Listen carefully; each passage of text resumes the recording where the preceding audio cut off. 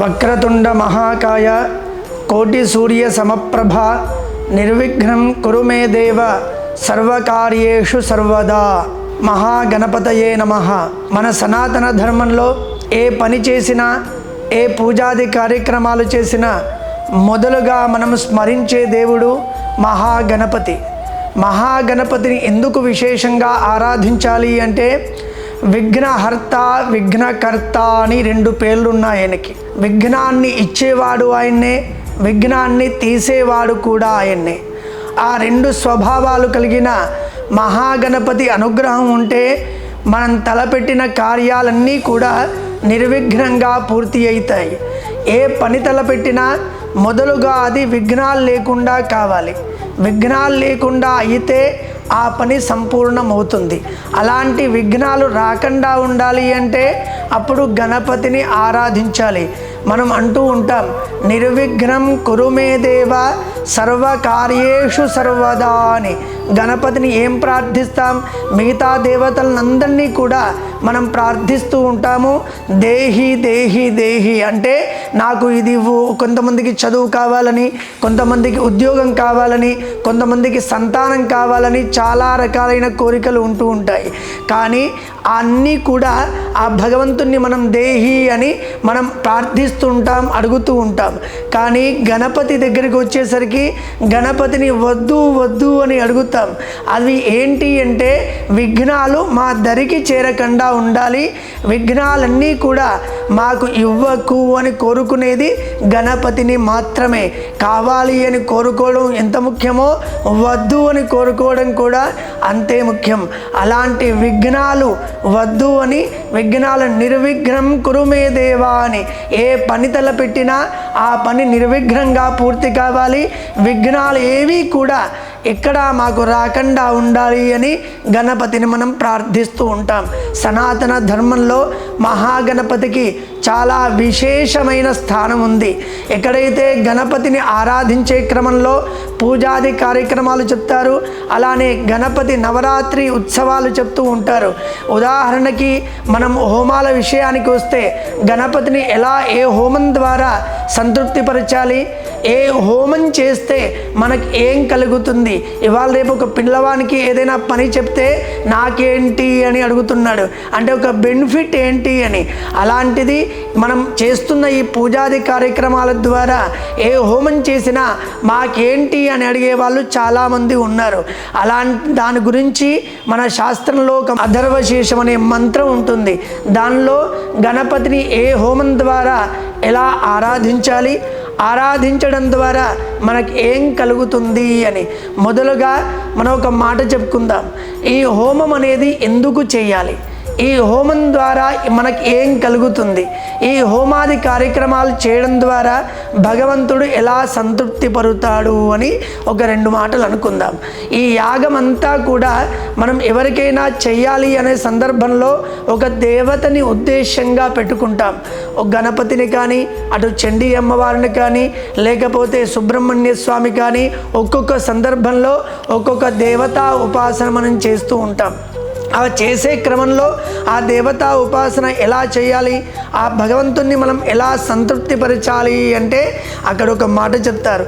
దేవాన్ భావయతానేన తే దేవా భావయంతువః పరస్పరం భావయంతః శ్రేయఃపదమవాప్స్యథ అని. అంటే భగవంతునికి మనం ఏదైనా అర్పణ చేయాలి, ఏదైనా సమర్పించాలి, భగవంతుణ్ణి మనం తృప్తిపరచాలి. అది దేని ద్వారా తృప్తిపరచాలి అంటే యజ్ఞం ద్వారా తృప్తిపరచాలి. దేవాన్ భావయతానేనా అని భగవంతునికి మనం తృప్తిపరచాలి. నాకు పని కావాలి, భగవంతుని ద్వారా నా కోరికను నెరవేరాలి. ఆ నెరవేరాలనే సందర్భంలో నేను ఏం కోరుకోవాలి, నేను ఎలా చేయాలి అంటే అది యజ్ఞం ద్వారా చేయాలి. దేవాన్ భావయతానేనా అంటే అనేనాన అనగా యజ్ఞేనా అని. ఆ యజ్ఞం ద్వారా భగవంతుణ్ణి సంతృప్తిపరిస్తే మనకి ఏం కావాలో ఆ భగవంతుడు మనకి ఇస్తూ ఉంటాడు. ఉదాహరణకి మనం స్టేట్ నుంచి మా సెంట్రల్ గవర్నమెంట్కి మనం పన్నుల ద్వారా డబ్బులు కడుతూ ఉంటాం. కట్టడం ద్వారా మనకేం కావాలో వాళ్ళు మనకి ఇస్తూ ఉంటారు. రోడ్ల రూపంలో కానీ, నీళ్ళ రూపంలో రూపంలో కానీ ఇతరత్ర విషయాల్లో మనకి ఇస్తూ ఉంటారు లోకంలో. అట్లా భగవంతుని సన్నిధిలో కూడా మనకేం కావాలి అన్నా యజ్ఞం ద్వారా భగవంతునికి సమర్పణ చేయాలి.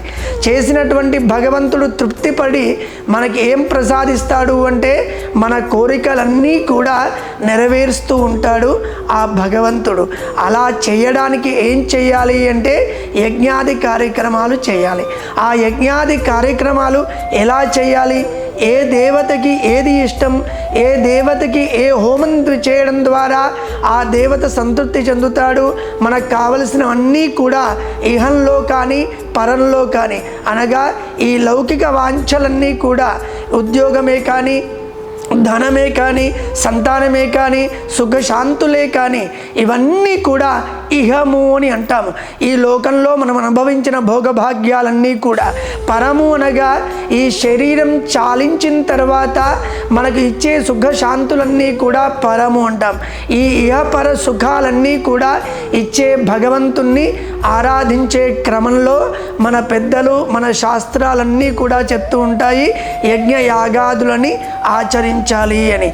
ఈ యజ్ఞ యాగాదుని ఎలా ఆచరించాలి, ఏ భగవంతునికి ఏది సమర్పించాలి అంటే మనం ఇప్పుడు గణపతి గురించి చాలా విశేషంగా మనం చెప్పుకోబోతున్నాం.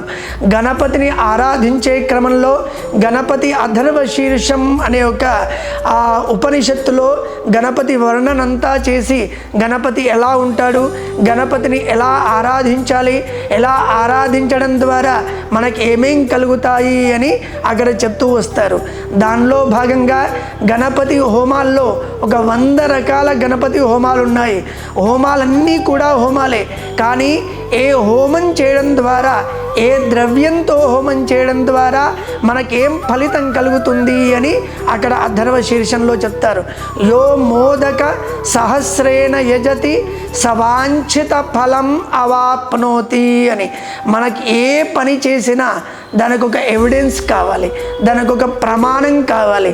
ఏదో నాకు తోచినట్టుగా నేను చేసుకోవడము, ఇంకొకరికి తోచినట్టుగా ఇంకొకరు చేసుకోవడము అంటే అది ప్రమాణం అవ్వదు. ఆ ప్రమాణం ఎప్పుడవుతుంది, అది మన శాస్త్రంలో చెప్పి ఉండాలి. ఆ చెప్పిన విషయం ఏం చెప్పారు అంటే గణపతికి మోదకాలతో విశేషంగా హోమం చేయమని. గణపతికి ఏంటి విశేషము అంటే మోదకం చాలా ఇష్టమైన పదార్థం. ఆ మోదకాలని 1000 మోదకాలతో, యో మోదక సహస్రేణ యజతి అని 1000 మోదకాలతో మహాగణపతిని ఆరాధించడం ద్వారా మన సవాంఛిత ఫలం, మనం కోరుకున్న కోరిక అట్టే తీరుతుంది అని అక్కడ చెప్తారు. ఫలం అవుతుంది, పరిపూర్ణమవుతుంది అని. అలాంటి కోరికను నెరవేరాలి. ఉదాహరణకి ఒక ఉద్యోగం కావాలి, లేకపోతే ఒక సంతానం కావాలి, ఒక వివాహం కావాలి, విదేశీ యానానికి వెళ్ళాలి, ఇట్లాంటి అన్ని కోరికలు ఉంటాయి కదా. ఆ కోరికలున్న సందర్భంలో మనం నమస్కారం చేసుకొని తలస్నానం చేసి ఇంట్లో దేవుడికి నెయ్యి దీపం పెట్టి గణపతిని ప్రార్థించి, ఎందుకైతే నేను ఉద్యుక్తుని అవుతున్నానో ఈ పని నిర్విఘ్నంగా కావాలి, పరిపూర్ణంగా కావాలి, ఆ సంకల్పంలో నేను మహాగణపతిని సహస్రమోదకంగా 1000 మోదకాలతో మూలమంత్రంతో హోమం చేయించుకుంటాను అని మీరు నమస్కారం చేస్తేనే చాలు, మీ పని అనేది పరిపూర్ణమవుతుంది, సఫలం అవుతుంది. ఇది ఎవరో చెప్పిన మాట కాదు, మన శాస్త్రంలో చెప్పిన మాట. ఆ శాస్త్రంలో చెప్పిన మాట పరిపూర్ణం అవుతుంది అనడానికి కొన్ని 1000 ఉదాహరణలు ఉన్నాయి. అలా మోదక హోమం ఎందుకు చేయాలి అని చెప్పుకున్నాం మనం. మోదక హోమంతో గణపతిని హోమం చేయడం ద్వారా మనం కోరుకున్న కోరిక నెరవేరుతుంది. ఇది సహస్ర మోదక హోమం. మళ్ళీ ఇంకొక మాట చెప్పారు, యో మోదక సహస్రేణ యజతి సవాంఛిత ఫలం అవాప్నోతి అంటేనేమో మోదకంతో గణపతికి హోమం చేయడం. యో దూర్వాంకురై యజతి సవైశ్రవణోపమో భవతి అని. దూర్వాంకురలనగా గణపతిని, ఇదే మన గణపతి ఉపనిషత్తు ద్వారా కానీ మూలమంత్రం ద్వారా కానీ గరికలు చూస్తూ ఉంటాం మనం. దాన్ని దూర్వాంకురాలు అని సంస్కృతంలో అంటారు. ఆ దూర్వాంకురాలతో గరికలతో స్వామికి హోమం చేయడం ద్వారా కుబేరుడంత ఐశ్వర్యం వస్తుంది అని సవైశ్రవణ అంటారు. ఎవరికి ఐశ్వర్యం కావాలి, డబ్బుకు చాలా ఇబ్బంది అవుతుంది అంటే అప్పుడు గరికతో మహాగణపతికి హోమం చేయాలి. అలా చేయడం ద్వారా మనకున్నటువంటి ఇబ్బందులన్నీ కూడా, ఆర్థిక ఇబ్బందులన్నీ కూడా పోయి మంచి అష్టైశ్వర్యాలతో ఉంటారు గణపతికి గరికతో హోమం చేయడం ద్వారా. యో లాజైరి యజతి అని. కొంతమందికి కీర్తి కావాలి. చాలామంది ఉంటారు మంచి ప్లాట్ఫామ్ దొరకక, వాళ్ళ గురించి జనాలకి తెలియక ఎంతోమంది లోకంలో చూస్తూ ఉంటాం. అంటే ఎక్కడో ఉంటారు, కొంతమంది గురించి చాలా వింటూ ఉంటాం, దాన్ని కీర్తి అంటాం. కీర్తి కావాలి అంటే ఏం చేయాలి? ఈ కీర్తి అనేది ఎలా ఉంటుంది అంటే, ఉదాహరణకి కొన్ని వేల సంవత్సరాలు గడిచిపోయినా ఇప్పటికీ శ్రీరామచంద్ర వారి గురించి మనం మాట్లాడుకుంటూ ఉన్నాం, శంకరాచార్యుల వారి గురించి మాట్లాడుకుంటూ ఉన్నాం, కృష్ణ పరమాత్మ గురించి మాట్లాడుకుంటూ ఉన్నాం. అంటే లోకానికి మంచి చేసిన ప్రతి ఒక్కరి గురించి కూడా యుగ యుగాలు మారినా మనం మాట్లాడుకుంటూ ఉంటాం. దాన్ని కీర్తి అంటాం, కీర్తి ప్రతిష్టలు అంటాం. అలాంటి కీర్తి కావాలి. మూర్తి కనబడకపోయినా కీర్తి ఉంటే చాలు అని ఒక నానుడి ఉంది. మూర్తి అనగా ఒక శరీరంగా, ఫిజికల్గా మనకి మనిషి కనబడకపోయినా వాళ్ళ కీర్తి వింటూ ఉంటాం. ఆ కీర్తి వినడం ద్వారా వాళ్ళ గురించి మంచి చెప్పుకుంటూ ఉంటాం. అలా చెప్పుకోవడానికైనా మన కీర్తి ప్రతిష్టలు పెరగాలన్నా అప్పుడు ఏం చేయాలి అంటే, లోకోపయోగమైన కార్యక్రమాలన్నీ చేస్తూ మరియు ఈ లాజలతో అనగా వరి పేలాలతో మహాగణపతికి హోమం చేయడం ద్వారా కీర్తి ప్రతిష్టలు అనేది పరిపూర్ణంగా వస్తాయి. అలానే ఏ సాధ్య సమిద్భిరియజతి అని గణపతి హోమాలు ఎలా చేయాలి అనే దాని గురించి ఈరోజు ఒక 4 హోమాల గురించి మనం చెప్పుకోబోతున్నాం. ఇప్పటివరకు 3 చెప్పుకున్నాం. ఇప్పుడు 4వది వచ్చేసి మనకు అన్నీ కావాలండి, నాకు అది కాదు ఇది కాదు, ప్రతి ఒక్కటి నాకు కావాలి అనుకున్నప్పుడు ఏం చేయాలి అంటే, ఏ సాధ్య సమిద్భిరియజతి అని సమిత్తులతో అనగా సమిధలతో ఆజ్యయుక్తంగా మన నెయ్యితో కూడుకున్న సమిధలని మహాగణపతికి హోమం చేయడం ద్వారా ససర్వం లభతే అని శృతి చెప్తోంది. అన్నీ లభిస్తాయి ఈ హోమం చేయడం ద్వారా అని. ఇలా గణపతిని ఉపాసించే క్రమంలో ఏకనారికేల హోమం అని, తర్వాత చాలా చాలా విశేష హోమాలు చెప్తూ వస్తారు. అలా గణపతి హోమాలని విశేషంగా చేసుకోవడం ద్వారా మన విఘ్నాలన్నీ కూడా పూర్తి అయ్యి మనం చేస్తున్న పనులన్నీ కూడా నిర్విఘ్నంగా పూర్తి కావడానికి గణపతిని ఆరాధిస్తూ ఉంటాం.